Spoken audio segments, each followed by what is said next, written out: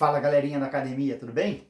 Professor Bellinati de volta na área aqui para a gente terminar então o nosso conteúdo de bioquímica celular. A gente já viu a bioquímica das moléculas inorgânicas, água e sais minerais. A gente já viu também a bioquímica das moléculas orgânicas, que são os carboidratos, os lipídios, as proteínas e os ácidos nucleicos.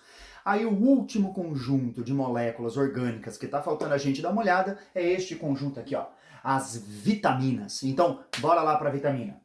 Para me acompanhar nessa aula aqui, eu pediria que você já procurasse um tabelão, eu já pediria que você abrisse a sua apostila e que você olhasse também o material em PDF que eu disponibilizei no Drive junto com essa aula, certo? Porque a gente vai usar aqui, né, essas referências para não ficar enchendo demais o slide, também não fala muito.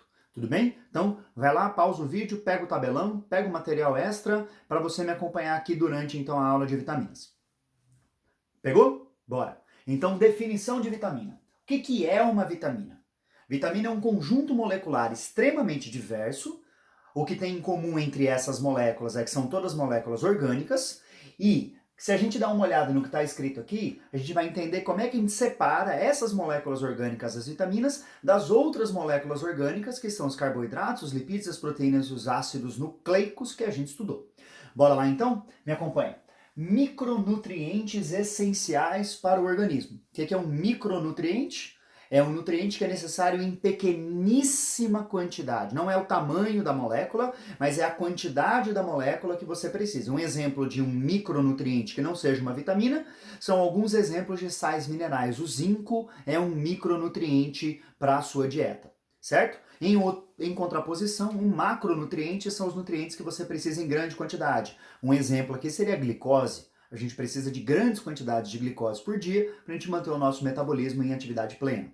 Beleza? Então, micronutriente. Por que ele é essencial? Você pode falar que a glicose também é essencial para o seu organismo. Tá, maravilha. Vamos lá. Compostos químicos ou compostos químicos orgânicos não sintetizados ou sintetizados em quantidades insuficientes pela espécie em questão. Beleza. A glicose entra no fato de ser essencial? Entra, claro que entra. Mas acontece que a glicose não é um micronutriente. Tá? Então, quando entra no pacote de ser necessário em pequeníssimas quantidades, da ordem de miligramas ou microgramas diários, aí a gente entra na definição de vitamina, desde que seja uma molécula orgânica. E ó que legal, a última coisa que tem anotado ali. É de espécie para espécie.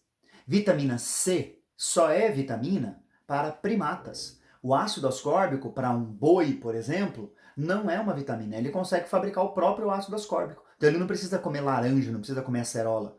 A gente, então, precisa dessas fontes externas porque a gente não é capaz de fabricar o ácido ascórbico. Tranquilo? Então são micronutrientes que eu tenho que obter através da dieta. Quem são essas moléculas, então? Como é que a gente classifica a classificação típica, então, para você levar aí feliz e contente para o seu vestibular? Classificação de acordo com a solubilidade em água. Aquelas que são solúveis em água são moléculas polares, é o caso do ácido ascórbico ou vitamina C e todo o conjunto do complexo B. Esses números aqui, ó, são quebrados porque em classificações antigas, por exemplo, a vitamina B4 foi retirada dessa lista aqui porque ela foi entendida como uma molécula necessária em quantidades maiores do que de fato de um micronutriente, tá bom? E também aquelas que são solúveis em lipídios, aquelas que são, portanto, apolares. Vitamina A, vitamina D, vitamina E, vitamina K. Tá? Tem que decorar isso, esse é o ponto de partida. A gente tem que decorar quais são as vitaminas lipossolúveis, quais são as vitaminas hidrossolúveis, tá bom? Então aqui, ó, queda, ADEC, KD, vitaminas lipossolúveis. B e C são as hidrossolúveis. Tem o tabelão já na mão? Eu pedi para você buscar, tá? Última oportunidade para você buscar. Esse tabelão aqui disponibilizado na aula para vocês, eu copiei e colei do Wikipédia, certo? Por quê? Porque é uma fonte confiável atualmente, né? A edição que a gente tem nesse site atualmente é feita por pessoas cadastradas, confiáveis, ele tem um tempo de revisão, então vale a pena você dar uma corrida lá. Eu quero que você dê uma olhada para o descritor genérico aqui, que é a letra que define a vitamina. Olha lá, A, B1, B2, B3 até a vitamina K. Sua solubilidade em lipídios ou solubilidade em água, portanto apolar e polar. As ingestões diárias recomendadas, mostrando pra gente que é da ordem de microgramas, como é o fato da vitamina K, aqui ó, 120 microgramas diário, ou então de miligramas, por exemplo, a vitamina C, uma média ali para humanos, né, do sexo masculino de 19 a 70 anos, na ordem de 90 miligramas. Logo aqui do lado, doenças causadas pela insuficiência, certo? A gente vai dar uma passada por elas. A ingestão máxima diária tolerável, eu vou só comentar que tem doenças causadas pela sobredosagem dessas vitaminas, então seriam as hipervitaminoses, e as fontes alimentares. Eu quero que vocês já dêem uma olhada aqui para a gente discutir nas fontes alimentares da vitamina B1, a tiamina. Segue na lista lá, segunda linha das vitaminas, carne de porco, aveia, arroz integral, vegetais, genérico, está colocado aqui, batata, fígado e ovos. Então vamos adiante, vamos contar a história da vitamina B1. A vitamina B1 tem um valor histórico curioso, porque é atribuído ao Casimir Funk, esse químico polonês está anotado aqui, né, o mérito, digamos assim, pela descoberta, pela descrição e pela nomenclatura das vitaminas. Talvez não seja verdade, mas vai valer a pena aqui para a gente ilustrar. Bom, o Casimir Funk estava estudando a origem de algumas doenças. Nessa época aí, começo do século XX, estava se descrevendo muito bem já as doenças de origem microbiana. Então, por exemplo, uma tuberculose causada por uma bactéria, ou então uma virose, ou então uma protozoose causadas por micro-organismos. E estava se entendendo também algumas doenças associadas a nutrições inadequadas. Então, o Casimir Funk acabou descobrindo que a falta dessa amina fazia com que a pessoa tivesse uma doença chamada beriberi. Tanto que a tiamina é denominada também como fator antiberibérico.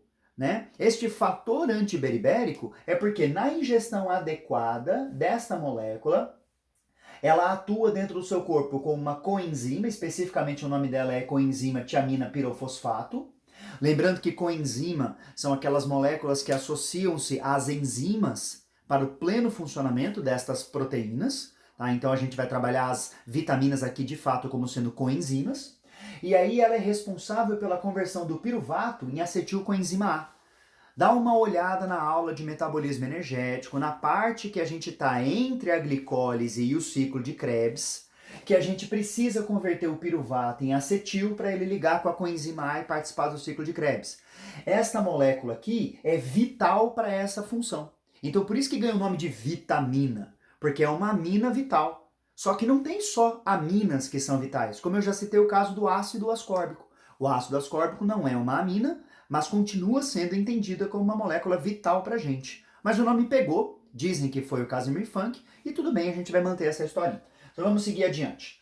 Então, na falta de ingestão adequada da vitamina B1, tem-se a polineurite, né, uma inflamação geral dos nervos, também chamada de beriberi, que se você passar a comer, por exemplo, se você tiver essa condição aqui de saúde, passar a comer, por exemplo, arroz integral, que tem a casquinha, que é uma parte da semente da plantinha lá, que tem grandes quantidades de tiamina, isso daí simplesmente desaparece. Os seus nervos voltam do processo inflamatório e você volta a ter uma vida sem dor, sem paralisia, esse tipo de coisa. Isso é bastante interessante de se observar, então, que algumas doenças são causadas por agentes microbianos, mas outras doenças são causadas, então, por alimentações inadequadas ou em quantidades que são insatisfatórias. A outra avitaminose associada é a síndrome de Wernicke-Korsakoff. O que é essa síndrome? É quando você tem uma lesão no diencéfalo, na região do sistema nervoso central, que leva a problemas cognitivos seríssimos. A pessoa para de literalmente entender o mundo ao redor, começa a ter comportamentos que podem ser agressivos, que podem ser inadequados, e isso está associado, olha que curioso, a uma má alimentação, como a gente está discutindo nesse ponto, e também a um consumo excessivo de bebida alcoólica. Então, por que isso tem relação com a bebida alcoólica? Pelo seguinte motivo. Bebida alcoólica, vamos pensar, ela contém ali quantidades significativas de etanol. O etanol é, para o teu corpo, uma substância que tanto causa aquela sensação, às vezes, de alívio, às vezes de embriaguez ou coisa do tipo, mas também um processo de diurese é desencadeado com o etanol, porque o etanol inibe a liberação do hormônio antidiurético pela neurohipófise.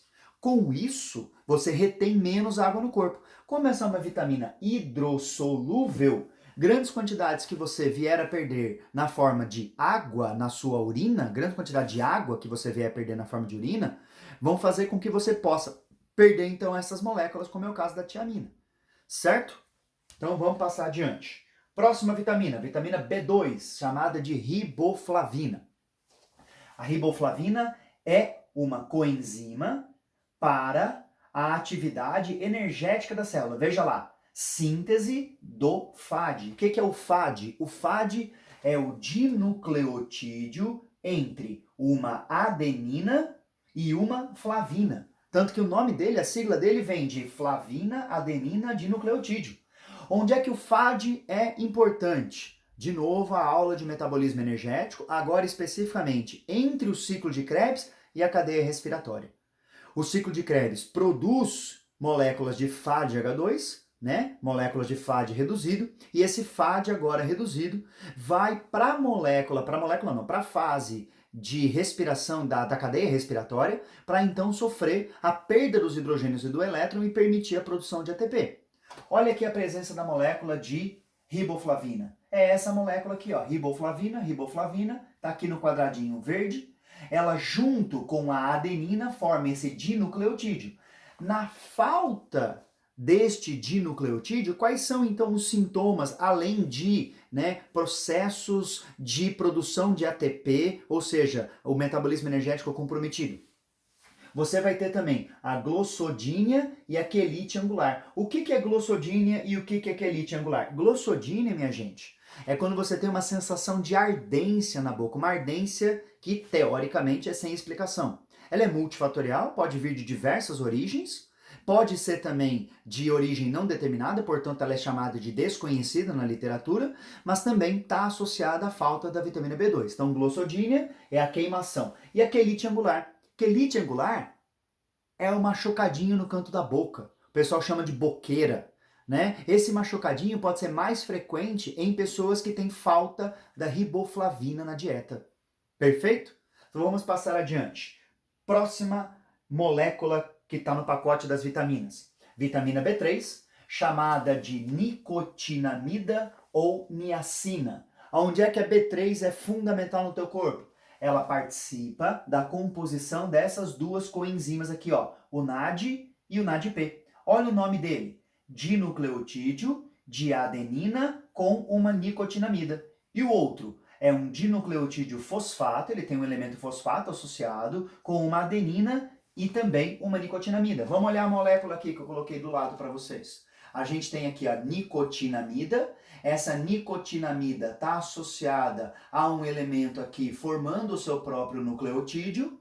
Este nucleotídeo está ligado ao nucleotídeo de baixo, que tem uma base chamada adenina. Então, portanto, isso é um dinucleotídeo de adenina e nicotinamida. Quando você tem a avitaminose da vitamina B3, há uma condição de saúde chamada pelagra. A pelagra é a doença conhecida como doença dos 3Ds. 3Ds. O que é os 3Ds? É dermatite, diarreia e demência. Por que leva a problema de pele? Por que leva a problema intestinal? E por que leva a problema neurológico? Dermatite, diarreia e demência. Justamente porque todos esses elementos, o tecido epitelial intestinal, porque a sua pele, porque o seu sistema nervoso, dependem da síntese de NAD e NADP para a atividade metabólica energética. Ah, eu não vou afetar os outros órgãos, os outros sistemas? Claro que vai. Só que essas são as primeiras manifestações. Isso daqui, se colocado em casos muito graves, a falta muito intensa da nicotinamida, da niacina, leva o indivíduo à morte. Então, quando está no começo, quando tem os primeiros sintomas, são esses três, que é a pelagra, a dermatite, a diarreia e a demência, a doença dos 3Ds. Lembra legal ali, ó, que tem o número 3 da B3. Então, a B3 é a doença dos 3Ds, que é a pelagra, dermatite, diarreia e demência. Passar adiante. Vitamina B5, ácido pantotênico. Esse daqui, de novo, metabolismo energético, então presta atenção na aula de metabolismo energético, por favor. Ele está associado com a síntese da coenzima A. O que é a coenzima A? Coenzima A é aquela molécula que recebe o acetil logo depois que o piruvato entra na mitocôndria. A coenzima A vai garantir que o acetil entre na atividade do ciclo de Krebs. Onde é que está o ácido pantotênico? O ácido pantotênico é essa moléculazinha aqui, ó. Essa moléculazinha aqui se junta com este nucleotídeo que contém vários elementos, como por exemplo aqui uma base adenina e aqui em cima o elemento acetil. Então a acetilcoenzima A vai depender justamente da sua ingestão diária de ácido pantotênico. A avitaminose desta vitamina está associada ali com o termo parestesia. O que é a parestesia? Eu estou aqui também para traduzir alguns nomes para vocês. A parestesia é uma sensação anormal e desagradável na superfície da pele. Algumas pessoas podem chamar isso de formigamento. Então, agora que você está assistindo essa aula, se você estiver com a perninha cruzada, sentada em cima da sua perna, pode ser que a sua perna comece a formigar. Isso é porque você obstruiu a circulação sanguínea nesse local, por isso que a sua perna está formigando. Mas se isso acontece sem explicação aparente, sem você sentar em cima da sua perna ou coisa do tipo, e você tem isso com frequência, isso pode ser um sintoma inicial, por exemplo, da falta da vitamina B5, que está intimamente ligada também ao metabolismo energético. Tá? Então essas vitaminas que a gente passou agora, né, são fantásticas para você entender o metabolismo energético. Próxima vitamina, vitamina B6. Vitamina B6, a piridoxina, também chamada de piridoxina, é essencial para a síntese de neurotransmissores, para a síntese da histamina, para a síntese e função da hemoglobina. A hemoglobina é aquela proteína que está dentro da nossa hemácia. Hemoglobina é aquela proteína que vai conter o ferro e ser responsável pelo transporte de oxigênio e também na expressão de genes. Então a falta da vitamina B6 está associada com problemas neurológicos, dá uma olhada aqui, ó, neuropatia periférica, seria um mau funcionamento do seu sistema nervoso na região periférica, órgãos do sentido estariam prejudicados, porque os neurotransmissores não foram muito bem, né, não foram plenamente sintetizados, e também o processo de anemia, uma anemia genérica, anemia também, de novo, é uma condição multifatorial, mas aqui, ó, você está tendo redução da capacidade de sintetizar e de garantir o pleno funcionamento da sua hemoglobina. Tá? Então, vitamina B6 associada com anemia e doenças do sistema nervoso, principalmente na região periférica, são os primeiros sintomas. Seguindo, vitamina B7. Vitamina B7 é um cofator da piruvato carboxilase. Cofator e coenzima, minha gente, são entendidos como sinônimos na bioquímica. Lembra da aula de proteína? Quando a gente estava falando de proteína, que eu te falei dos diferentes componentes da proteína? Então eu te disse ali que uma holoenzima é uma porção proteica, componente da sua enzima como um todo, mais um cofator. E esse cofator podia ser uma molécula orgânica, portanto que pode ganhar o nome de coenzima. Então por isso que às vezes a gente escreve aqui cofator, às vezes a gente escreve coenzima. Da enzima responsável para formar o oxaloacetato no processo de gliconeogênese. O que é isso? Então quando a gente tem glicose sendo fabricada no nosso corpo a partir de elementos não glicídicos, eu vou fabricar glicose, por exemplo, a partir de aminoácidos, eu vou fabricar glicose, por exemplo, a partir de lipídios, eu tenho um evento de gliconeogênese. Esses carboidratos que estão sendo fabricados, eles derivam, né, de um elemento chamado oxaloacetato. Esse oxaloacetato, que está lá na aula de metabolismo energético, ele pode ser derivado do piruvato. Se o piruvato sofreu uma colocação de um elemento carbono, de um CO2, de um dióxido de carbono associado a ele. Sofreu uma carboxilação. Por isso a gente vai dizer formação do oxaloacetato a partir da carboxilação do piruvato, pela enzima piruvato carboxilase. Também é responsável pela síntese de lipídios a partir do acetato. O acetato é outro elemento do ciclo de Krebs. Tá? Quando a gente estiver falando na aula, de novo, né, de metabolismo energético, preste atenção a esses elementos, procure ali, anote no seu papelzinho que está copiando a aula, onde é que tem a formação do oxaloacetato, onde é que tem a formação do próprio acetato, para você olhar então a função da B7 da biotina. A vitaminose está associada com problemas de pele e com problemas intestinais. Por quê? Porque tudo isso daqui vai ser fundamental para o bom funcionamento das células desses tecidos epiteliais aqui. Tá certo? Então a vitaminose associada com problemas de pele e problemas intestinais, dermatite e enterite. Vitamina B9, ácido fólico, o ácido encontrado nas folhas dos vegetais, por isso o nome. Tá, enquanto eu estou falando isso, você está me acompanhando na tabela, olhando fontes, esse tipo de coisa. Eu não estou falando porque a gente estaria perdendo tempo aqui. É mais importante que você, depois no seu estudo, olhe para a fonte de cada uma. Alguns eu vou citar a fonte, como é o caso do ácido fólico, que deriva de vegetais folhosos, por isso o nome dele. E ele é responsável, vamos lá, pela formação das hemácias e também pelo fechamento do tubo neural. Na falta da vitamina B9, olha quais são as avitaminoses associadas. Anemia megaloblástica.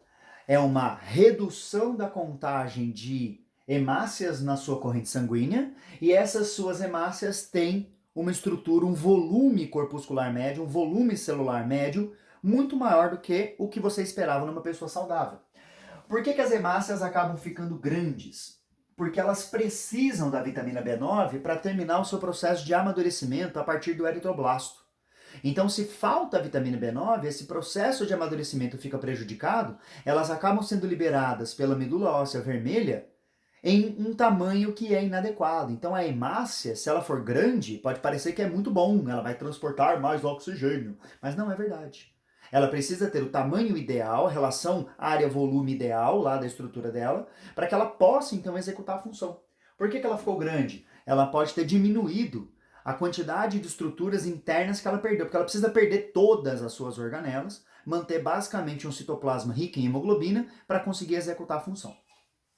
Outro problema seríssimo, mau fechamento do tubo neural. Então, quando o nosso embriãozinho está se desenvolvendo lá no interior do útero, para sair da fase de embrião e entrar na fase de feto, mais ou menos ali entre o terceiro e o quarto mês de gestação, precisa haver o fechamento do tubo neural.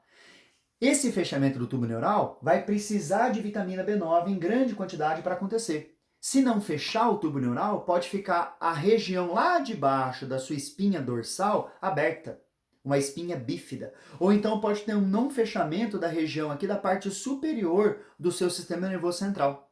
Uma exposição de material nervoso que muitas vezes leva a uma incompatibilidade com a vida. É por isso que eu coloquei essa observação aqui, ó. Observação. A gente tem, por força de lei, no Brasil e diversos outros países, a farinha de trigo, aquela que a gente usa para fazer o pão, enriquecida com ácido fólico.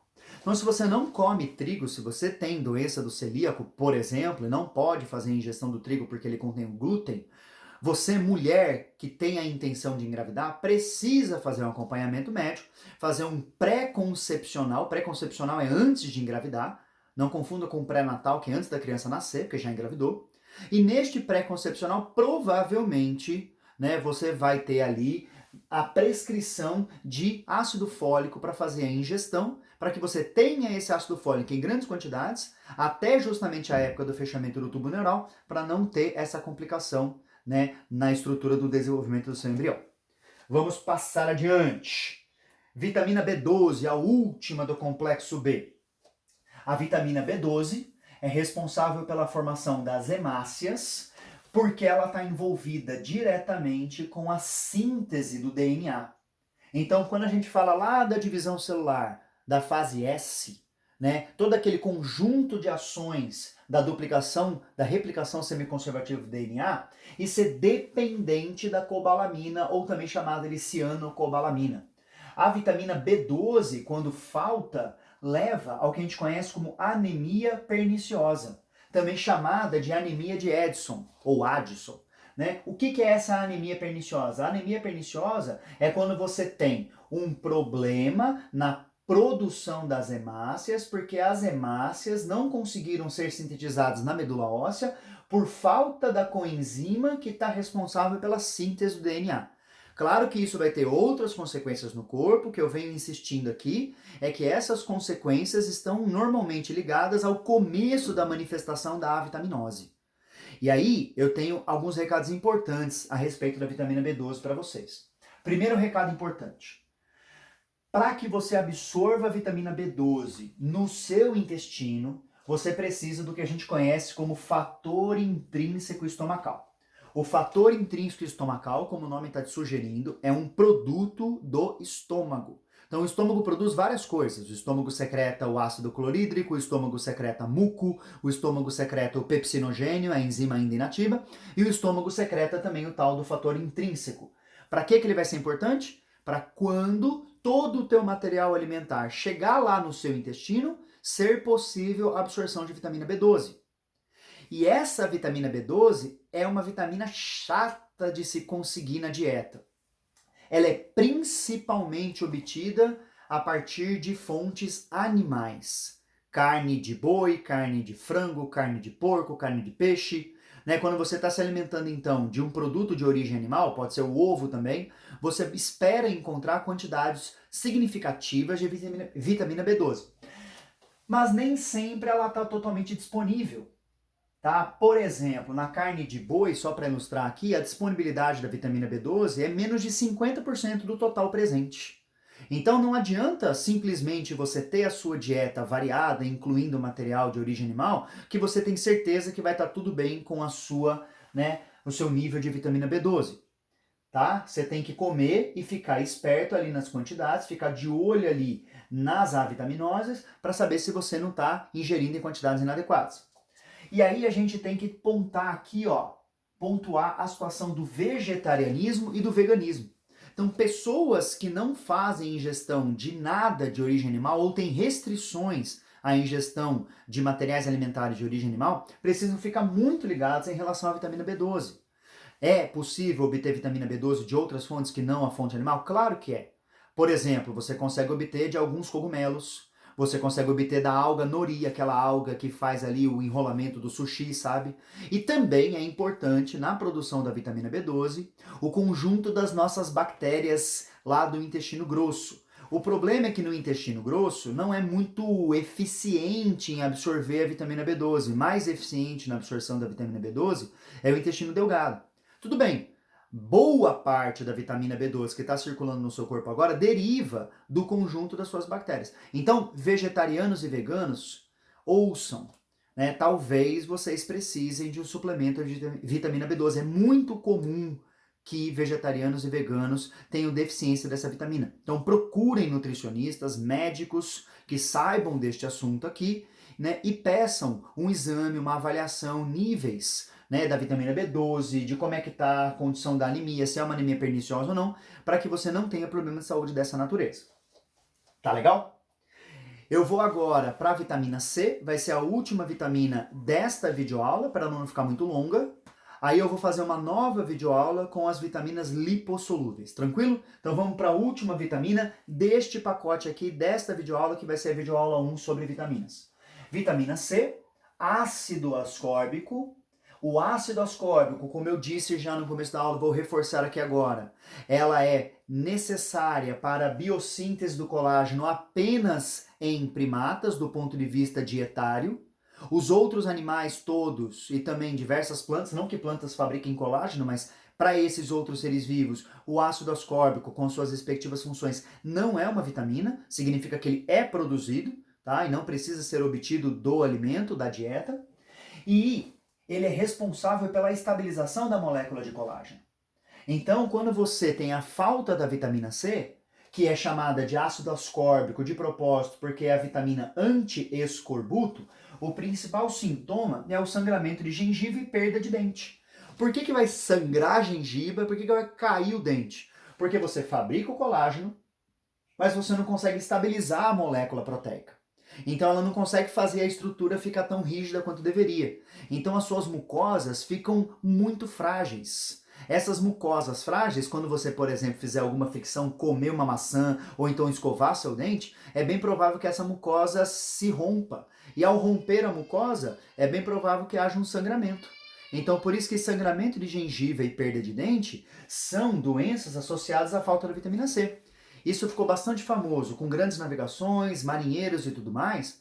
Por quê? Vamos pensar na época de Cabral, quando ele saiu lá de Portugal, 1500, em direção aqui à costa da América do Sul e descobriu o Brasil, né? A viagem durava 3, 4 meses, não tinha vegetal que resistia a tudo isso. Eles comiam basicamente biscoito mofado, que era o que sobrava do meio para o final da navegação. Então os marinheiros, sim, sofriam bastante com essa avitaminose.